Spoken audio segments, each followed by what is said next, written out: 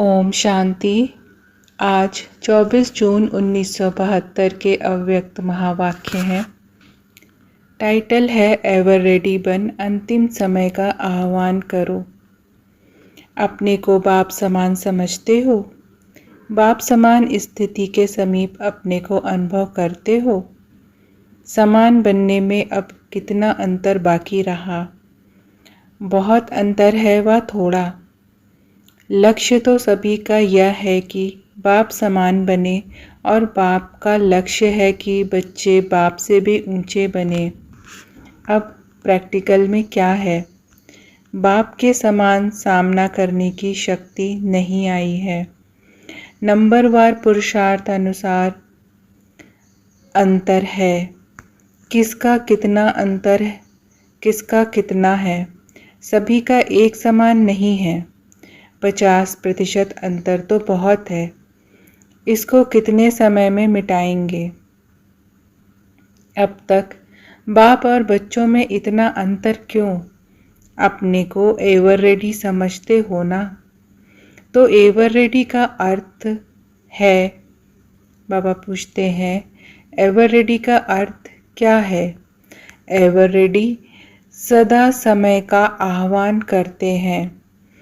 तो जो ever ready होता है वह आह्वान करते हुए अपने को सदा तैयार भी रखते हैं। अंतिम समय का सामना करने के लिए अब तैयार होना है ना? अगर समय आ जाए तो 50% समानता की प्राप्ति क्या होगी? एवर रेडी अर्थात सदा अंतिम समय के लिए अपने को सर्वगुण संपन्न बनाने वाला। संपन्न तो होना है ना?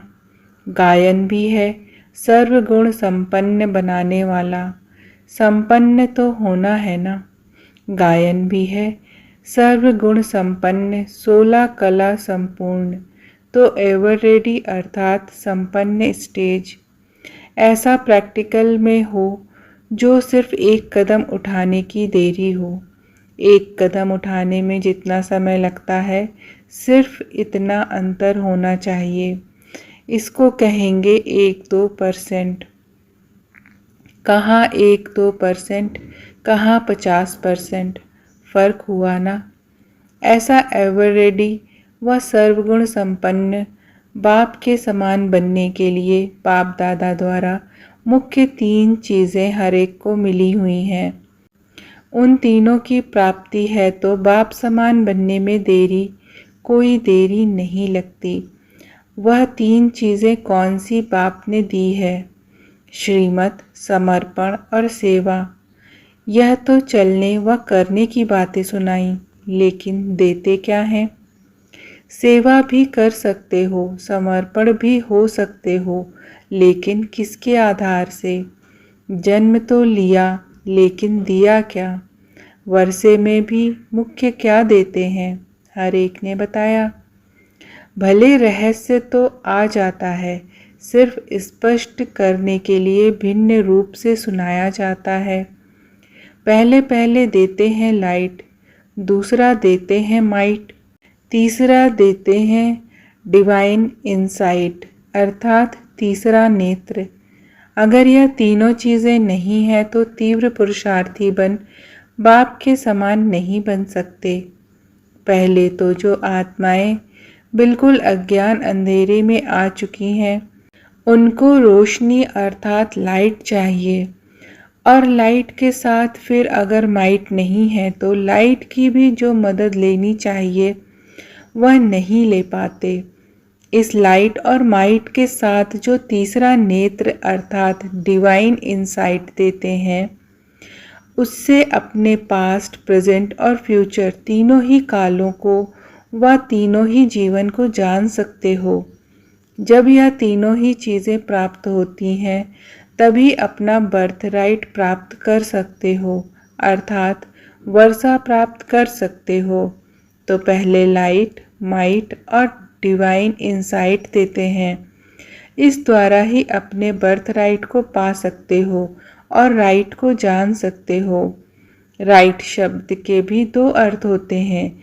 एक अर्थ है बर्थ राइट अर्थात वर्षा, और दूसरा राइट और रॉन्ग की पहचान मिली है। इसलिए बाप को ट्रुथ कहा जाता है, अर्थात सत्य व राइट। सत्य की पहचान तब कर सकते हो जब यह तीनों चीज़ें प्राप्त हैं। अगर एक भी चीज़ की कमी है तो रॉन्ग से राइट तरफ नहीं चल पाते हो। रोशनी होगी तभी मार्ग को तय कर सकेंगे, नहीं तो अंधियारे में कैसे मार्ग तय कर सकेंगे? वह अपने पुरुषार्थ की स्पीड को तेज कैसे कर सकेंगे? जैसे देखो, इस पुरानी दुनिया में जब ब्लैकआउट होता है तो स्पीड को ढीला कर देते हैं, तेज स्पीड अलाउ नहीं करते हैं, क्योंकि एक्सीडेंट होने का डर रहता है। तो ऐसे ही अगर पूरी लाइट नहीं तो स्पीड को तीव्र नहीं कर सकते हो, स्पीड ढीली चलती रहेगी। साथ साथ अगर माइट नहीं है तो लाइट के आधार से चल पड़ते हो, लेकिन माइट न होने के कारण जो विघ्न सामने आते हैं उनका सामना नहीं कर पाते। इसलिए स्पीड रुकने के कारण सामना न कर पाएंगे तो रुक जाएंगे। बार बार रुकने के कारण भी स्पीड तेज अर्थात तीव्र पुरुषार्थ नहीं कर पाते हो। और डिवाइन इनसाइट अर्थात दिव्य नेत्र, तीसरा नेत्र खुला हुआ नहीं है, चलते चलते माया बंद कर देती है। जैसे आजकल गवर्नमेंट भी किसी को पकड़ने के लिए व किसी हंगामे को बंद करने के लिए गैस छोड़ती है तो आंखें बंद हो जाती हैं, आंसू आने के कारण देख नहीं पाते हैं, जो करना चाहते हैं वह नहीं कर पाते। इसी रीति जो तीसरा नेत्र मिला है, अगर माया की गैस व धूल उनमें पड़ जाती है तो तीसरा नेत्र होते हुए भी जो देखना चाहते हैं वह देख नहीं पाते हैं। तीनों चीज़ें आवश्यक हैं, तीनों ही अगर ठीक है, यथार्थ रीति प्राप्त हैं, जैसे बाप ने दी हैं वैसे ही धारण कर रहे हैं, उसी आधार पर चल रहे हैं, तो कभी रॉन्ग कर्म व असत्य कर्म नहीं कर सकते। सदा राइट तरफ जाएंगे, रॉन्ग हो ही नहीं सकता, क्योंकि तीसरे नेत्र द्वारा राइट रॉन्ग जान लेते हैं। जब जान लिया है तो फिर रॉन्ग नहीं करेंगे।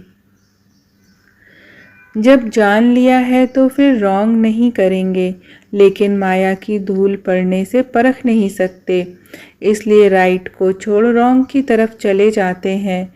तो कब भी कोई रॉन्ग व असत्य कर्म होता व संकल्प भी उत्पन्न होता है व असत्य शब्द निकलता है तो समझना चाहिए कि इन तीनों चीज़ों में से किसी भी चीज़ की कमी हो गई है, इसलिए जजमेंट नहीं कर पाते हैं। और जब तक रॉन्ग राइट को नहीं जाते हैं तो संपूर्ण बर्थ राइट भी नहीं ले सकते हैं। राइट कर्म से संपूर्ण बर्थ राइट मिलता है। अगर राइट कर्म नहीं है, कब राइट कब रॉन्ग होता है तो बर्थ राइट भी संपूर्ण नहीं मिलेगा। जितना राइट संकल्प और कर्म करने में कमी होगी उतना ही बर्थ राइट लेने में भी कमी होगी। तो यह तीनों प्राप्ति सदा कायम रहे, उसके लिए मुख्य किस बात का अटेंशन चाहिए, जो बहुत सहज है और सभी कर सकते हैं। बाबा पूछते हैं, सभी कर सकते हैं? रिवाइज कोर्स में भी वही सहज युक्ति बार बार रिवाइज हो रही है। रिवाइज कोर्स अटेंशन से सुनते हो, पढ़ते हो, ऐसे तो नहीं सकते हो। जानी जाननहार हो गए। जानी जाननहार अपने को समझकर रिवाइज कोर्स को हल्का तो नहीं छोड़ देते हो। आज पेपर लेते हैं, ऐसा कौन है जो एक दिन भी रिवाइज कोर्स की मुरली मिस नहीं करते हैं? वह धारणा में अटेंशन नहीं देते हैं, वह हाथ उठाएं। कहाँ आने जाने में जो मुरली मिस करते हो वह पढ़ते हो, वह मिस हो जाती है। ऐसे तो नहीं समझते हो अब नॉलेज को जान ही चुके हैं। भले जान चुके हो लेकिन अभी बहुत कुछ जानने को रह गया है। जो अच्छी तरह से रिवाइज कोर्स को रिवाइज करते हैं वह स्वयं भी ऐसा अनुभव करते हैं। रिवाइज कोर्स करते भी पुराना लगता है व नया लगता है। नयों के लिए तो कई बातें होंगी, लेकिन जो पुराने हैं वह फिर से रिवाइज कोर्स से क्या अनुभव करते हैं। नया लगता है क्योंकि ड्रामा अनुसार रिवाइज क्यों हुआ, यह भी ड्रामा की नूंद थी। रिवाइज क्यों कराया जाता है? अटेंशन कम हो जाती है, स्मृति कम हो जाती है, तो बार बार रिवाइज कराया जाता है। तो यह भी रिवाइज इसीलिए हो रहा है क्योंकि अभी प्रैक्टिकल में नहीं आए हो। जितना सुना है, जितना सुनाते हो, उतनी प्रैक्टिकल में पावर नहीं भरी है। इसलिए पावरफुल बनाने के लिए फिर से यह कोर्स चल रहा है। पुरानों को पावरफुल बनाने के लिए और नयों को पावरफुल बनाने के साथ साथ अपना हक पूरा मिलने के कारण भी यह रिवाइज कोर्स चल रहा है। तो अब इसी कमी को भी भरने के अटेंशन को बार बार रिवाइज करना। तो रिवाइज कोर्स से जो संस्कार और स्वभाव परिवर्तन में लाना चाहते हो वह परिवर्तन में आ जाएंगे। अच्छा, यह तो बीच में पेपर हो गया। पहली जो बात पूछ रहे थे, सहज युक्ति कौन सी है जो रिवाइज कोर्स में भी बहुत रिवाइज हो रही है?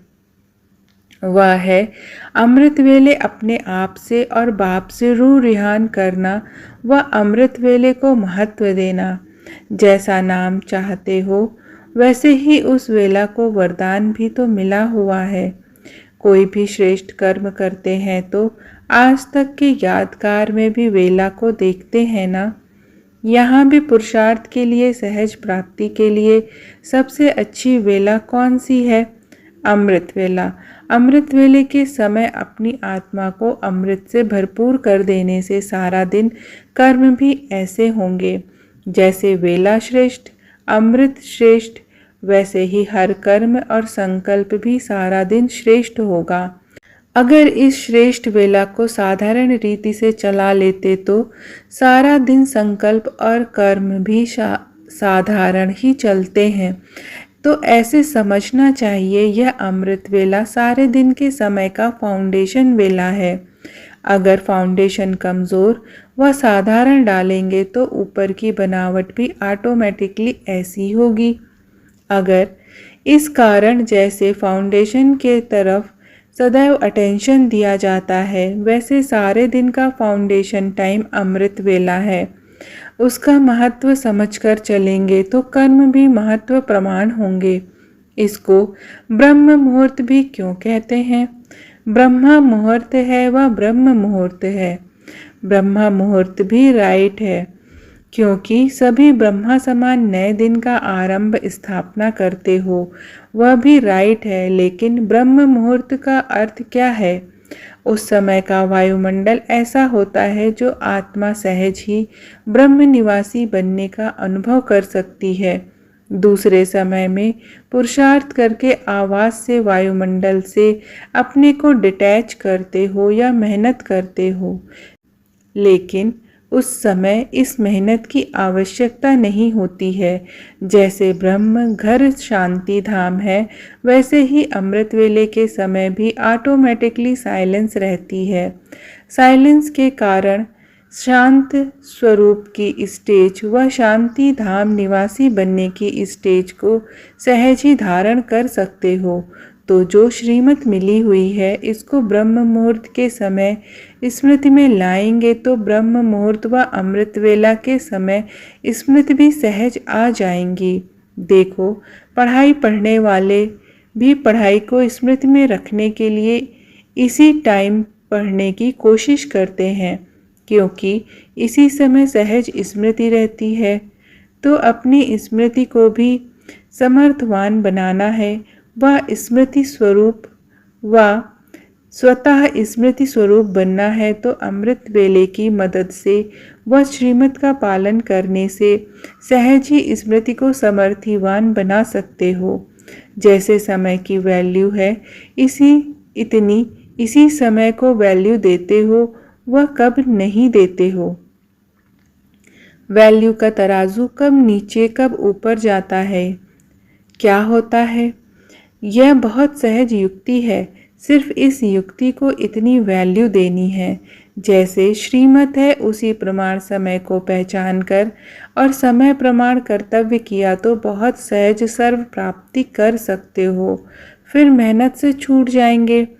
छूटना चाहते हो उसके लिए जो साधन है उसको अपनाते जाओ। अच्छा, सदा लाइट हाउस और माइट हाउस बन चलने वाले सर्व आत्माओं को डिवाइन इंसाइट देने वाले बच्चों को बाप दादा का याद प्यार और नमस्ते। ओम शांति।